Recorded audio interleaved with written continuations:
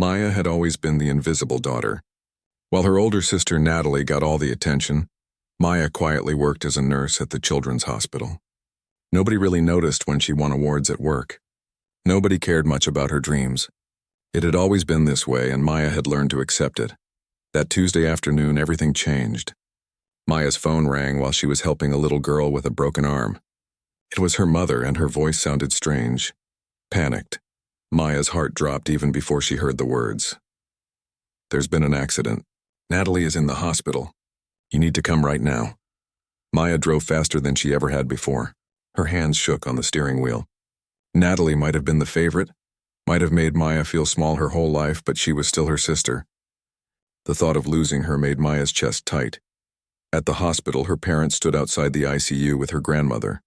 Her father looked older than she'd ever seen him. Her mother was crying silently, mascara running down her cheeks. But there was something else in their expressions too. Something Maya couldn't quite read. "How is she?" Maya asked, barely able to get the words out.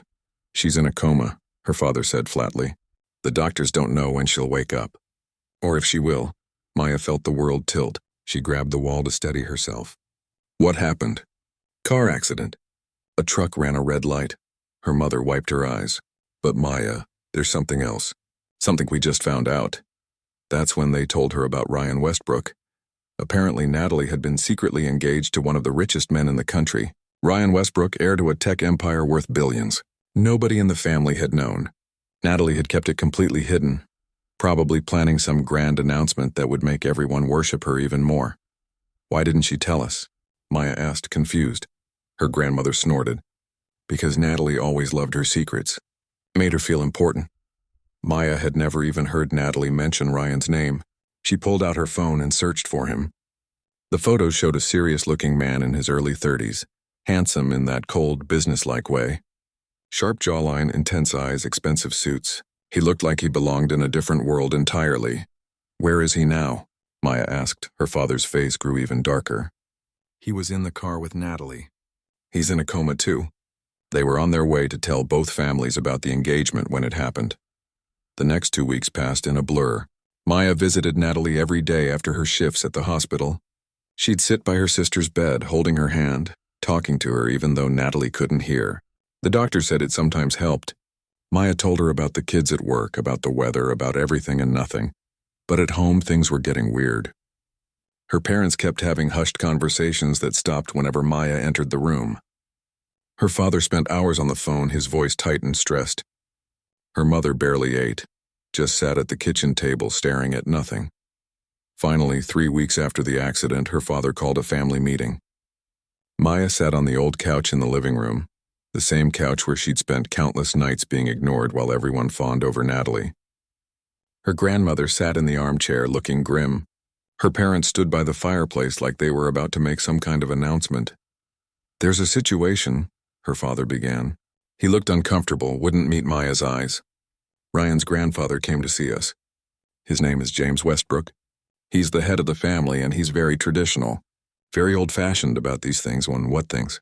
Maya asked, though dread was already building in her stomach. Her mother took over. "Apparently there was a contract, a formal agreement between our families about the marriage. James Westbrook won't accept any delays. He says the marriage must happen within 30 days or the deal is off." Maya blinked. "But Natalie is in a coma. Ryan is in a coma. How can they get married?" "That's the problem," her father said. He started pacing. "If this marriage doesn't happen, the Westbrook family will pull their investment from our restaurant business. We'll lose everything, Maya. The restaurants, the buildings, everything. 300 people will lose their jobs." Maya's family owned a small chain of restaurants across the city. They weren't rich, but they did okay. At least that's what Maya had always thought. Now she was learning they were drowning in debt, saved only by some deal with the Westbrooks that she'd never known about. "I don't understand," Maya said slowly. "What does this have to do with me?" Her mother sat down next to her, grabbing her hand. Her grip was too tight, almost desperate. "Maya, sweetheart, we need you to do something for us. For the family." And that's when they said it, the words that would change everything. "We need you to marry Ryan in Natalie's place." For a moment, Maya thought she'd misheard. She looked from her mother to her father to her grandmother. Nobody was smiling. Nobody said it was a joke. You can't be serious, Maya whispered. It's just temporary, her mother rushed to explain, just until Natalie wakes up. James Westbrook is old and traditional. He won't accept postponing the wedding. But if you marry Ryan now, we can sort everything out later when they both wake up. The old man just needs to see that the contract was honored.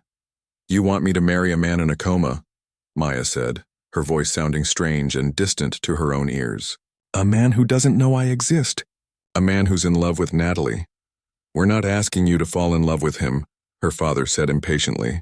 We're asking you to save this family. Think about your cousins who work in the restaurants. Think about all those employees who have families to feed. Think about what we'll lose. Maya stood up, backing away from them. This is insane. You can't ask me to do this. We can and we are, her grandmother said sharply. The old woman had always been tough, but now she looked almost cruel. You've lived in Natalie's shadow your whole life because she earned her place there. She was beautiful, charming, successful. Now you have a chance to actually be useful to this family, to do something that matters. The words hit Maya like a slap. All her life, she'd been made to feel like she wasn't enough. Not pretty enough, not interesting enough, not important enough. And now they wanted her to step into Natalie's life, to marry her sister's fiancé because she was useful. What if I say no? Maya asked quietly. Her father's face hardened. Then we lose everything, and it's on you. Every person who loses their job, every family that suffers, that's your choice. Can you live with that? Maya looked at her phone again at Ryan's photo. He looked stern and distant, like someone from a completely different world. She tried to imagine marrying him, living in his world, pretending to be something she wasn't. But then she thought about all those people who would lose their jobs. The cooks who'd worked for her family for 20 years. The servers putting their kids through college. The managers who'd been loyal through everything. How long? She finally asked, her voice barely audible. Just until Natalie wakes up, her mother promised, relief flooding her face. Then we'll figure out how to fix it. But right now we need you to say yes. Please, Maya, please. Maya closed her eyes. She thought about her quiet life, her work at the hospital, her small apartment, her simple, invisible existence. And she thought about how once again she was being asked to disappear so that Natalie could shine. But this time, it wasn't about fading into the background. This time she was stepping into her sister's spotlight in the strangest, most impossible way. Okay, Maya heard herself say. I'll do it. Her mother hugged her tightly, crying with relief. Her father actually smiled at her for the first time in months. But Maya felt nothing except a deep, cold certainty that she'd just made a terrible mistake. She had no idea just how right she was. The wedding happened in a small hospital chapel. Maya stood there wearing Natalie's wedding dress, which had been quickly altered to fit her smaller frame. The silk felt strange against her skin, like she was wearing someone else's life. Which she supposed she was. There was no music. No flowers except for a single bouquet someone had grabbed from the hospital gift shop. No guests except for immediate family and a handful of people from the Westbrook side. And most bizarre of all, the groom lay unconscious in a hospital bed that had been wheeled into the chapel. Ryan looked peaceful lying there, hooked up to monitors that beeped softly in the background. Maya had visited him once before the ceremony, standing awkwardly at the foot of his bed, wondering what he would think of all this if he knew. Would he be angry? Disgusted? Or would he understand that sometimes people get trapped by circumstances they never asked for? The judge performed the ceremony quickly, his voice flat and professional. He seemed uncomfortable, and Maya didn't blame him. This wasn't a wedding. It was a legal transaction dressed up in white silk. Do you take this man to be your lawfully wedded husband? The judge asked. Maya's mouth was dry. She could feel everyone staring at her. Her mother's desperate, pleading eyes. Her father's stern, expectant face. But it was James Westbrook's gaze that unsettled her most. The old man sat in the front row, his weathered face impossible to read. He was the one who demanded this whole thing. What did he see when he looked at her? A convenient solution? A placeholder for the granddaughter-in-law he really wanted? I do, Maya whispered. The words felt heavy, like stones dropping into water. Ryan's younger sister sat 3 rows back, and Maya could feel the hatred radiating from her. The girl, who couldn't have been more than 23, had glared at Maya throughout the entire ceremony. Her name was Sophie, and she'd made her feelings crystal clear before the wedding. This is sick, Sophie had hissed, cornering Maya in the hallway. My brother loved Natalie. You're just some cheap replacement and everyone knows it. Maya hadn't known what to say. How do you defend the indefensible? After the ceremony, Maya was taken to the Westbrook mansion. The place was massive, like something out of a movie. High ceilings, marble floors, rooms that seemed to go on forever. Her entire apartment could have fit in the entryway. A housekeeper named Mrs. Chen showed her to what she called the ladies' suite. It was a sprawling set of rooms overlooking the gardens. Everything was expensive and beautiful and cold.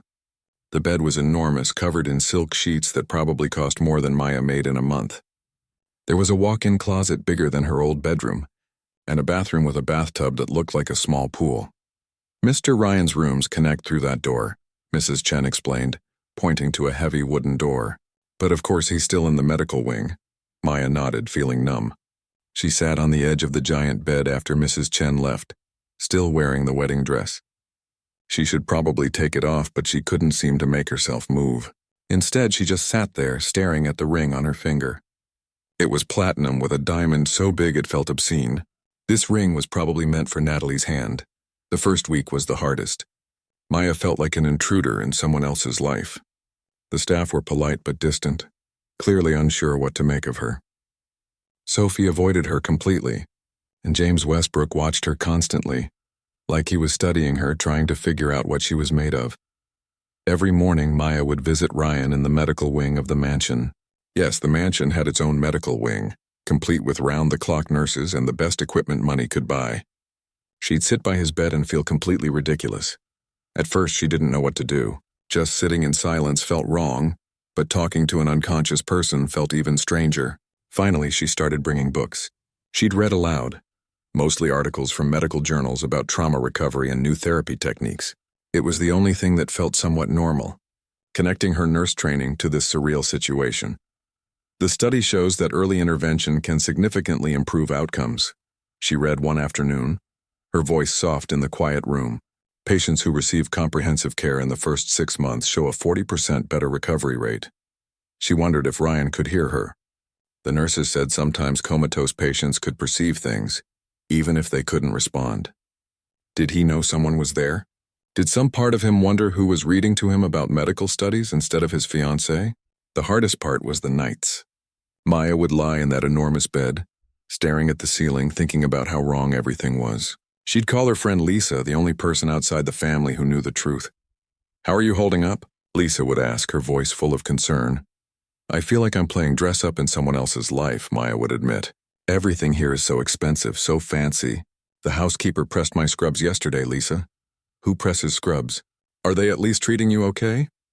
Maya would think about Sophie's cold glares, about the staff's careful politeness, about James Westbrook's constant observation. "They treat me like a temporary fixture," which I guess I am. 2 months in, things started to shift slightly. James Westbrook began inviting Maya to family dinners. These were formal affairs with multiple courses and actual printed menus. Sophie would attend but refuse to speak to Maya. The old man, though, would ask Maya questions. "What do you think about the expansion into overseas markets?" he asked one evening, regarding Maya over his wine glass. Maya had been caught off guard. "I'm not really a business person, but you have opinions, don't you? You have a brain." So Maya had shared her thoughts, hesitant at first, then more confident when James actually seemed interested. She talked about accessibility, about making sure expansion didn't sacrifice the quality that built the company's reputation. She spoke from her perspective as someone who'd always lived in the regular world, not the billionaire bubble. Later, as Maya was leaving the dining room, James stopped her. "You're different from Natalie," he said bluntly. "She was all surface, all flash and charm. You actually think about things." Maya didn't know if that was a compliment or not. She continued her daily visits to Ryan's room, and slowly it became less awkward. She'd tell him about her day, about the kids at the hospital where she still volunteered on weekends, about the books she was reading. She found his journal in a drawer one day and, after a moment of guilt, started reading it. Ryan wrote about business pressures, about feeling trapped by expectations, about doubting his engagement to Natalie. "Sometimes I think I'm in love with who she used to be, not who she is now," one entry read. "But I've come too far to back out." Maya felt a strange sadness reading those words. Ryan hadn't been happy either. He'd been trapped too, just in a different kind of cage. 3 months into the marriage, Maya was reading to Ryan about a new breakthrough in neurological recovery when she saw it. His fingers twitched. It was small, barely noticeable, but it was there. Her heart jumped. She immediately called for the nurses, who came running. Over the next week, the doctors noticed increased brain activity. Ryan was starting to wake up. Maya should have felt relieved. This meant her bizarre temporary marriage could end. She could go back to her real life and Ryan could have his life back. Everything would go back to normal. But as she sat by his bed that night watching the monitors show increasing brain function, Maya realized something terrifying. She'd spent 3 months learning about this man through his journals, his books, the stories his staff told about him. She'd spent 3 months talking to him, reading to him, being part of his world. She'd developed feelings for him, real feelings, for a man who didn't even know she existed, for a man who was in love with her sister. And in a few days, maybe a week, Ryan was going to open his eyes and ask for Natalie. He'd want to know where his real fiancé was. And Maya would have to explain the unexplainable. She'd have to watch his face change when he realized what had been done to him. Her family was already calling her, pressuring her to hide the truth, to make Ryan fall for her before he learned about Natalie. But Maya couldn't do that. She'd been lied to and manipulated her whole life. She wouldn't do that to someone else, no matter what it cost her. The day Ryan's eyes finally opened, Maya made a decision. She was going to tell him everything, immediately and honestly, and then she was going to let him go, even though it would break her heart. Because unlike everyone else in this mess, Maya still believed in doing the right thing, even when the right thing hurt. Ryan's eyes opened slowly, unfocused at first, then gradually clearing. Maya sat frozen in her chair, her heart pounding so hard she thought he might hear it. The doctor moved quickly, checking his pupils, asking basic questions. Ryan's voice came out rough and hoarse from months of disuse. "Where am I?" he managed to ask. "You're home," the doctor said gently. "You've been in a coma for 3 months. You were in a car accident." Maya watched emotions flicker across Ryan's face as memories seemed to filter back. Confusion, then panic. His eyes darted around the room until they landed on her. He stared at Maya like he was trying to place her, like she was a puzzle piece that didn't fit.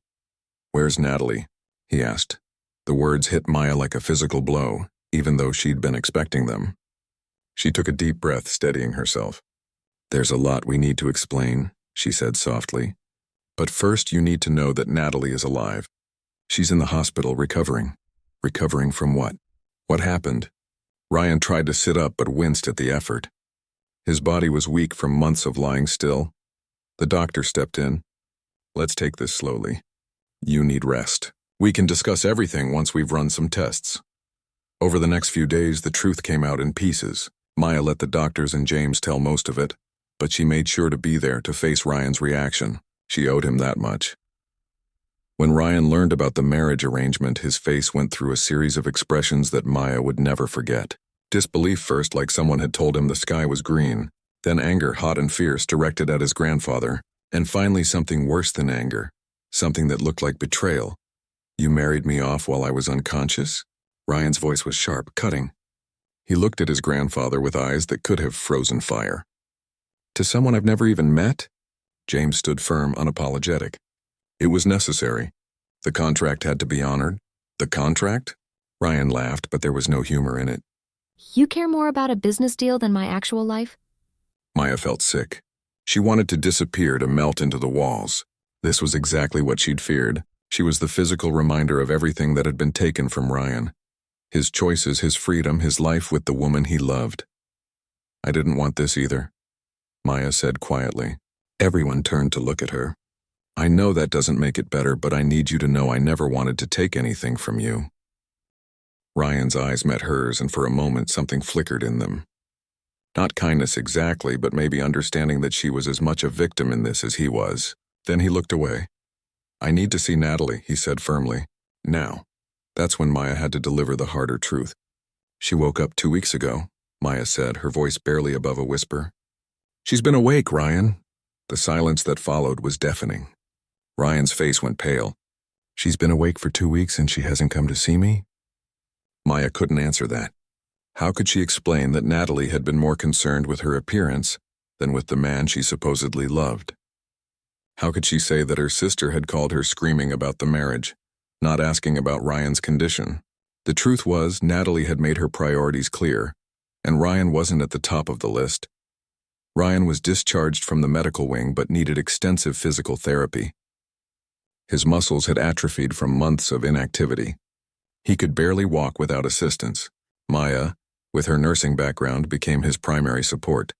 Not because anyone asked her to, but because she couldn't stand watching him struggle alone.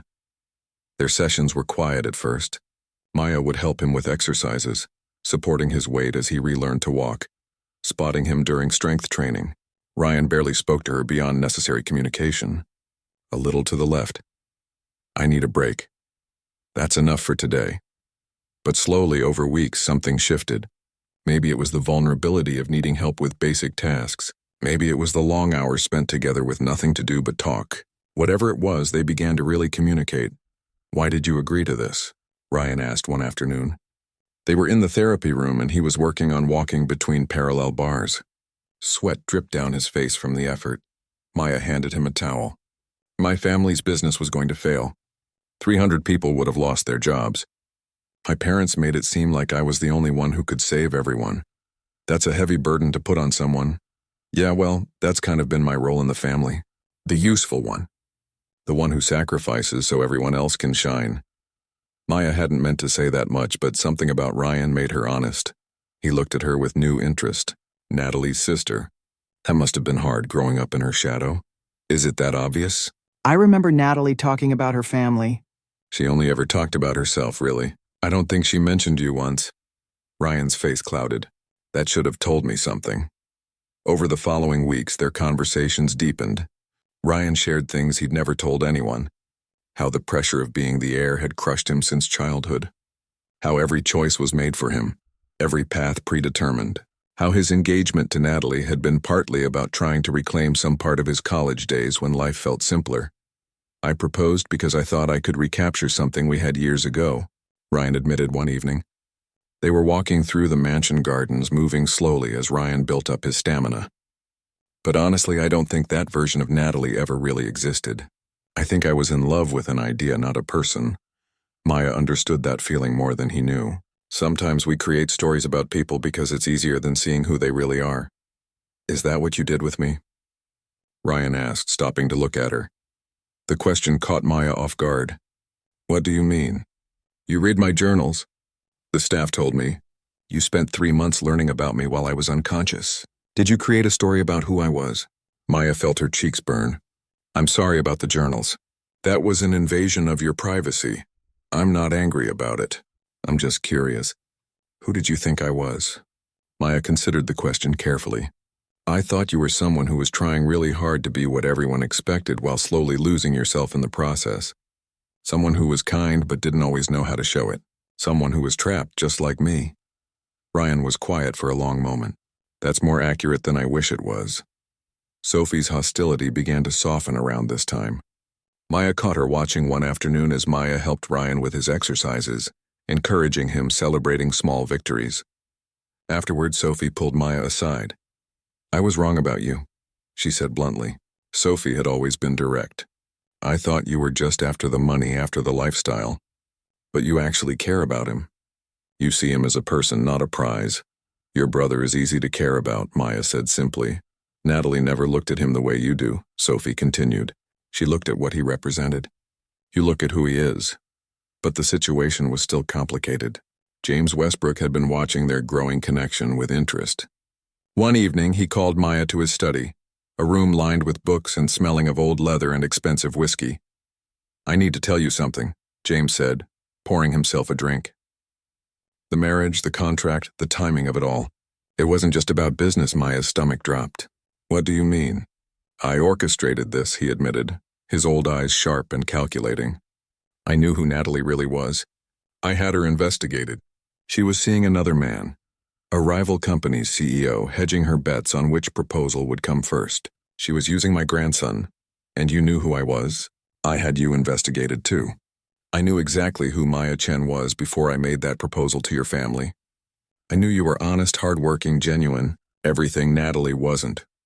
James took a sip of his drink. I gave you both an opportunity. Ryan to see what real partnership could look like and you to step out of your sister's shadow. Maya felt sick. You manipulated both of us. You played with our lives like we were pieces on a chessboard. I gave you a chance, James corrected. What you do with it is up to you. That night, Maya couldn't sleep. She lay in the enormous bed staring at the ceiling, thinking about manipulation and choice. Everyone had pushed her and Ryan into this situation. Her family, his grandfather, circumstances beyond their control. But something real had grown between them anyway.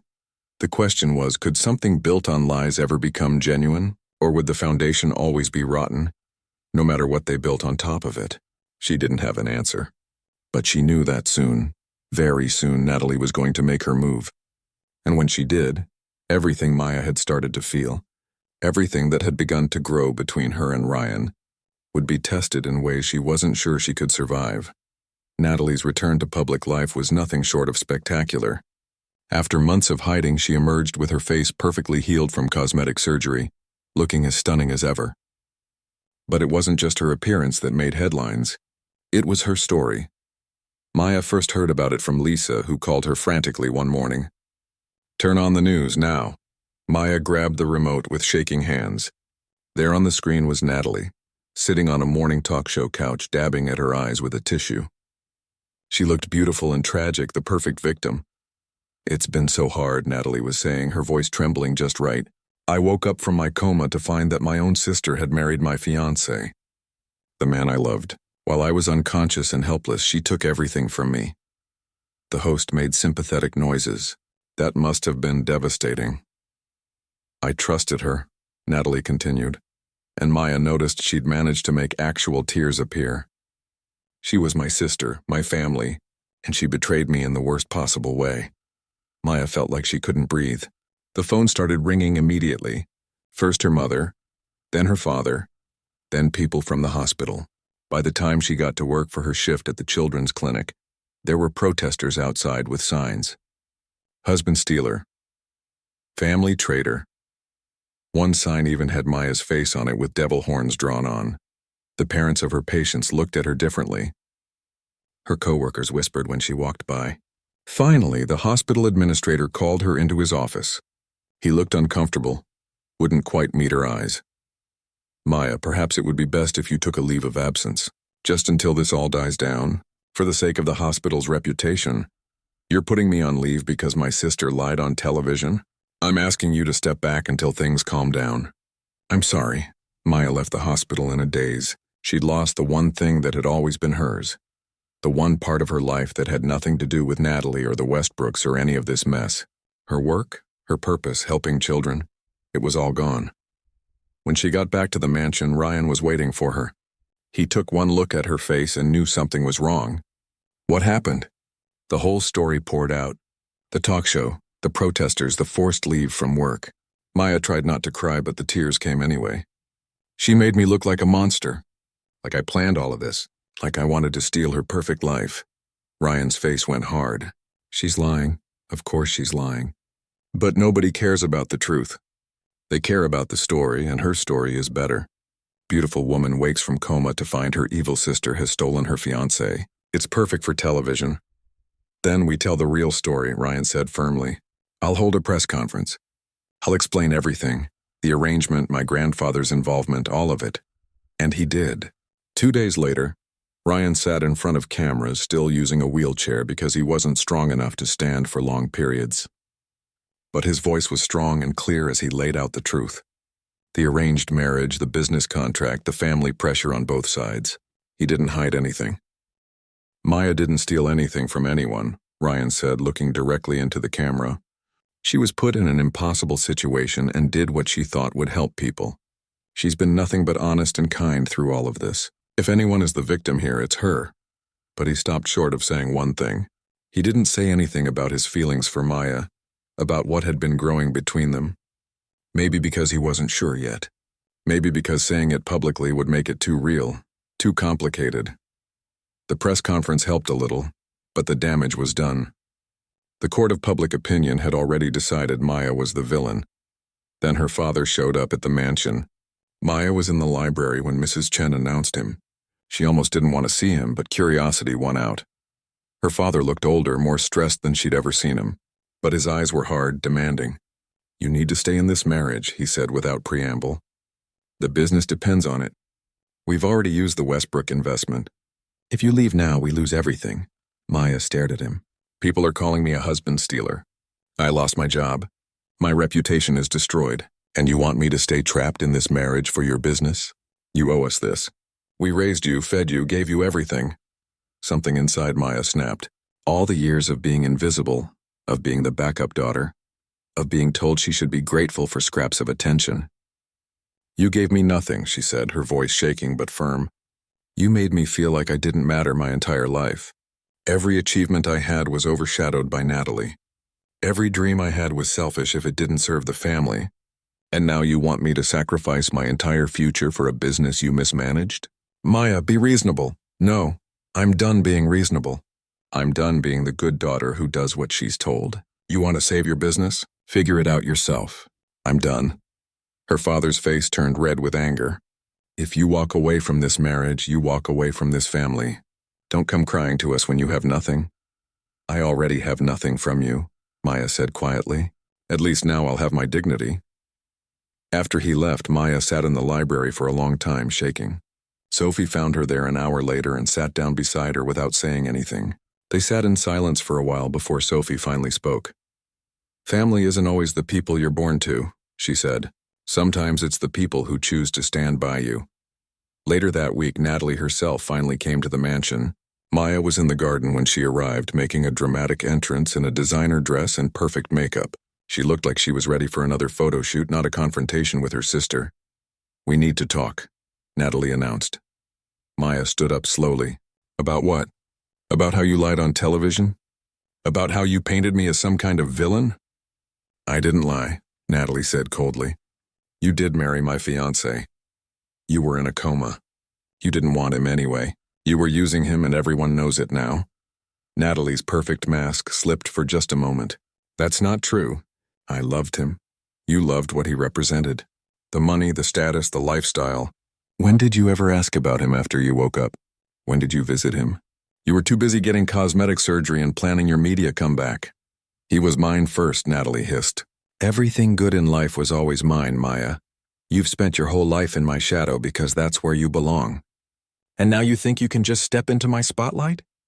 That's when Ryan appeared. He'd been in the doorway listening. Maya didn't know how long he'd been there, but his face was hard as stone. "Natalie," he said quietly, "I think we both know the truth here. The question is whether you can admit it." Natalie turned to him and her expression changed instantly. Tears welled up in her eyes. Her voice went soft and vulnerable. "Ryan, please. We were happy once, remember? Before all of this. We can have that again. This marriage to Maya isn't real. We can fix this. We can start over." Maya watched Ryan's face carefully. She saw him studying Natalie, really looking at her, seeing all the calculation behind the performance, and she saw the moment he made his decision. "No," Ryan said simply. "We can't. Why not?" Natalie's tears dried up surprisingly fast. "Because of her? Because of Maya?" Ryan was quiet for a long moment. "Because you're not who I thought you were. Maybe you never were, and maybe I needed this whole mess to finally see clearly. You're choosing her over me?" Natalie looked genuinely shocked, like the very idea was impossible. "I'm choosing honesty over manipulation," Ryan said. "There's a difference." After Natalie left, storming out in a fury, Ryan turned to Maya. They stood in the garden, surrounded by the fading afternoon light, and for the first time since this all began, Maya felt like maybe there was a path forward. "I need to ask you something," Ryan said, "and I need you to be completely honest with me." "Okay," Maya said, her heart pounding. "These past few months, getting to know you, spending time with you, was any of it real for you? Or was it just about making the best of a bad situation?" Maya took a deep breath. This was it, the moment of truth. She could protect herself, keep her feelings hidden, maintain distance, or she could risk everything by being honest. "It was real," she said quietly. "All of it. I didn't plan it, didn't want to feel this way about someone who was supposed to be temporary. But yes, Ryan, it was real." Ryan moved closer to her. "For me too," he said. "But here's the problem. This marriage started wrong. Everything about it was forced and manipulated. And I can't build something real on that foundation. Maya felt her heart break even as she nodded. I understand. I don't think you do, Ryan said. I'm saying we need to end this marriage. Not because I don't care about you, but because I do. If we're going to do this, we need to do it right. Maya filed for annulment 3 days later. The lawyers tried to talk her into accepting a settlement, some kind of financial compensation for the months she'd spent as Ryan's wife. She refused every offer. She didn't want his money. She'd never wanted his money. I just want my life back, she told the lawyer. A sharp woman in an expensive suit who looked at her like she was crazy for turning down millions. Packing her things from the mansion was harder than she expected. Not because she'd grown attached to the luxury, but because every room held memories now. The library where she and Ryan had talked for hours. The therapy room where she'd watched him relearn to walk. The garden where they'd finally been honest with each other. Mrs. Chen cried when Maya said goodbye. You were good for him, the housekeeper said, hugging her tight. You made him smile again. Sophie was harder. She found Maya in the bedroom, folding clothes into a suitcase. You're really leaving? It's the right thing to do, Maya said, not looking up because she was afraid she might cry. The right thing would be staying and fighting for what you want. I can't build a life on a foundation of lies and manipulation. Your brother understands that. This is what we both need. Sophie hugged her fiercely. You're still family to me. You know that, right? This doesn't change that. Maya left the mansion on a rainy Tuesday afternoon. She'd found a small apartment across town and taken a job at a free clinic in a neighborhood that needed help. The pay was a fraction of what she'd made before, but the work mattered. The kids who came through the doors couldn't afford fancy hospitals. They needed her. For 6 months, Maya didn't hear from Ryan. She saw him occasionally in the news back at work, running Westbrook Technologies. He looked good, healthy, strong. She was happy for him, even if seeing his face made her chest hurt. She rebuilt her life piece by piece, made friends at the clinic, started running in the mornings, began to figure out who Maya Chen was when she wasn't living in anyone's shadow. It wasn't always easy. Some nights she'd lie awake thinking about Ryan, wondering if she'd made a mistake. But mostly she felt free. The news about Natalie broke on a random Thursday. Maya was eating lunch in the clinic break room when Lisa called, her voice urgent. You need to see this. They just published an investigation into Natalie. Maya pulled up the article on her phone. A journalist had dug deep into Natalie's relationship history and found something explosive. During her engagement to Ryan, Natalie had been secretly dating another man, the CEO of a rival tech company. She'd been playing both sides, waiting to see which proposal would come first, which would offer the better deal. Text messages, photos, hotel records, it was all there. The article painted a picture of someone who saw relationships as business transactions. The public that had vilified Maya suddenly had to face the truth. The comment section was brutal, but this time they weren't aimed at her. Maya should have felt vindicated. Instead, she just felt sad. Sad for Ryan, who'd been used. Sad for her family, whose reputation was now tied to Natalie's scandal. Even sad for Natalie, who'd spent so much time chasing status that she'd forgotten how to be a real person. A week after the article published, Maya got a call from her mother. She almost didn't answer, but something made her pick up. I'm sorry, her mother said immediately. No hello, no small talk, just those 2 words. Maya was silent, not sure what to say. I'm sorry for how we treated you your whole life, for making you feel like you didn't matter, for pushing you into that marriage, for everything. Her mother's voice cracked. You deserved better from us. Yes, Maya said quietly. I did. Can we? Is there any chance we could try again? Start over? Maya thought about it carefully. I don't know. Maybe someday. But right now I need space. I need to keep building my own life. I understand. But Maya, I'm proud of you. I should have said that a long time ago. After they hung up, Maya sat in her small apartment and cried. Not sad tears, but something more complicated. Relief, maybe. Or grief for the relationship they'd never had. Or hope for something different in the future. 8 months after she'd left the mansion, Maya was closing up the clinic on a Friday evening. It had been a long day. A kid with a broken arm, 3 cases of flu, and 1 little girl who decorated Maya's stethoscope with stickers during her checkup. Maya was tired but happy. the kind of tired that came from doing work that mattered. She was locking the front door when she saw him. Ryan was standing across the street leaning against a car watching her. He looked different. More relaxed somehow, less like the stern businessman from the photos and more like a regular person. Maya's heart jumped into her throat. She walked over slowly, afraid that if she moved too fast he might disappear. "Hi," Ryan said, and there was something nervous in his smile. "Hi," Maya replied. "What are you doing here?" "I've been trying to convince myself for the past 8 months that what I felt was just circumstance, that it was gratitude or proximity, or anything other than what it actually was." Ryan pushed off from the car. "I dated other people, threw myself into work, went to therapy, and every single day I thought about you." Maya's hands were shaking. "Ryan, I'm not here to pressure you or to rush anything," he continued. "I know we started wrong. I know everything about our first attempt was messed up, but I was wondering if maybe you'd let me try again. The right way this time." He pulled a small box from his pocket but didn't open it. "This isn't a proposal. It's an invitation. To dinner, just dinner. No contracts, no family pressure, no expectations. Just two people trying to figure out if what they felt was real." Maya looked at him, at the man she'd read to while he was unconscious, the man she'd helped learn to walk again, the man whose journals had shown her his heart before she ever knew his face. And she thought about the person she'd become in the past 8 months, stronger, more sure of herself. Ready to make her own choices. "Just dinner?" she asked. "Just dinner," Ryan confirmed. "And if it goes well, maybe breakfast. But we take it slow. We do it right. We see if we can build something real when we're both choosing it freely." Maya smiled, and it felt like the sun breaking through clouds. "I'd like that. But I have conditions." "Name them." "We go Dutch. I pay for my own meal. And you have to actually tell me about yourself, not just business stuff. I want to know about the Ryan who writes in journals, who keeps books of poetry hidden in his office, who once wanted to be an architect instead of a CEO." Ryan laughed, genuinely laughed, and Maya realized it was the first time she'd heard that sound from him. "Deal. When are you free?" "Tomorrow night." "Tomorrow night," Ryan agreed. He started to leave, then turned back. "Maya, thank you." "For what?" "For being brave enough to walk away. For knowing we deserved better than what we had. For waiting until we could do it right." That first dinner turned into a second, then a third.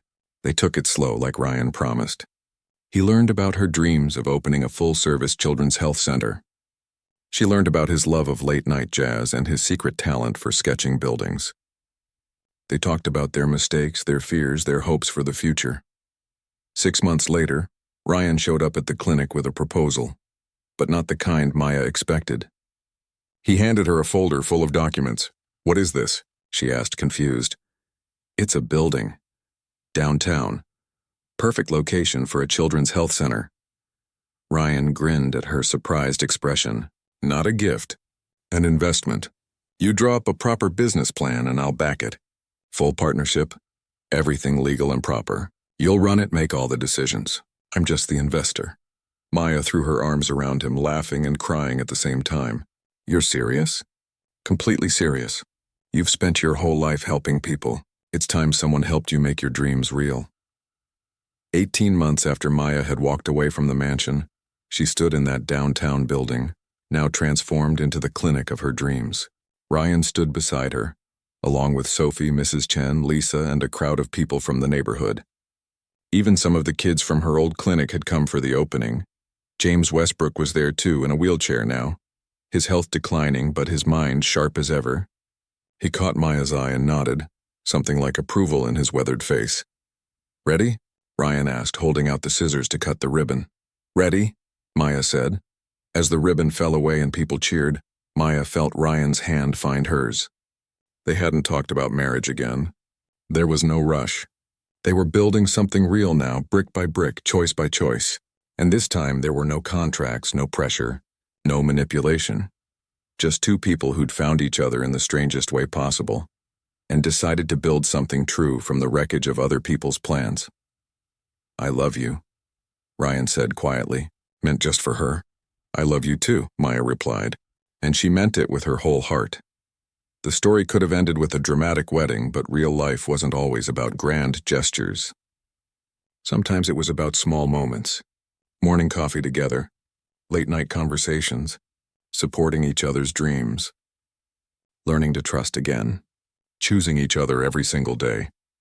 Maya had started this journey as the invisible daughter, the backup sister, the woman forced into an impossible situation.